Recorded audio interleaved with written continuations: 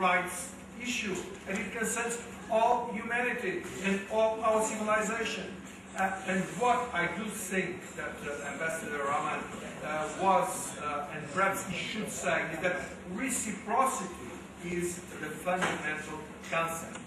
What I think is right is that on the ongoing negotiations with India, it is absolutely FTA agreement between EU and India. It is absolutely right for the Indian side to say, well, we will have exactly the same rights that you claim to decide and discuss and take decision on what's going on your side. This is the point, but not to ignore human rights.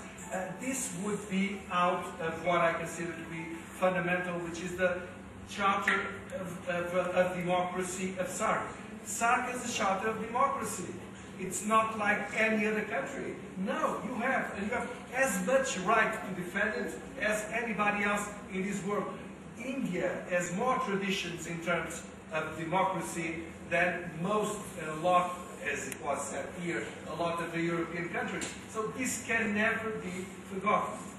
Second issue is on the issue of defense, where once again, Ambassador Rahman, he raised a very important issue of Assam and why South Asia was not there. He's absolutely right. I agree fully with him, but I would conclude, now we have to look to a different page. Because from the start, it makes no sense, Europe-Asia. Asia is more than half of the world.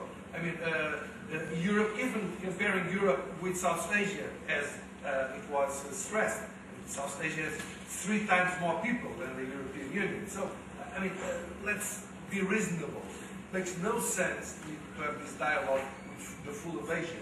It makes sense to have with South Asia. Yes, that's the opportunity we have in front of us, and I think we should use it. And last but not least, the issue of the food security, which is crucial in the ongoing negotiations. I fully agree with what was said by the Indian side. I think it is unthinkable to do whatever negotiation that will not look at food security as a fundamental right that has to be addressed. And I think, just to allow me a final note, that in nowadays situations and relations are completely being transformed. The last time the British government said to India, well, listen, we have been contributing so much for your bilateral cooperation because of the airplane deal. I mean, India said, keep your money if you want. I mean, you know, the situation is completely different.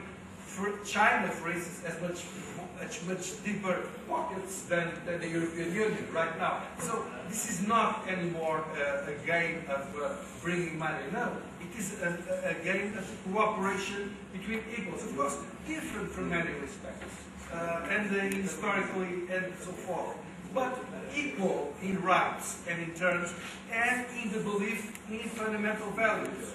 This is the distinct character of our dialogue that should be kept as much as possible. Thank you. Thank you very much.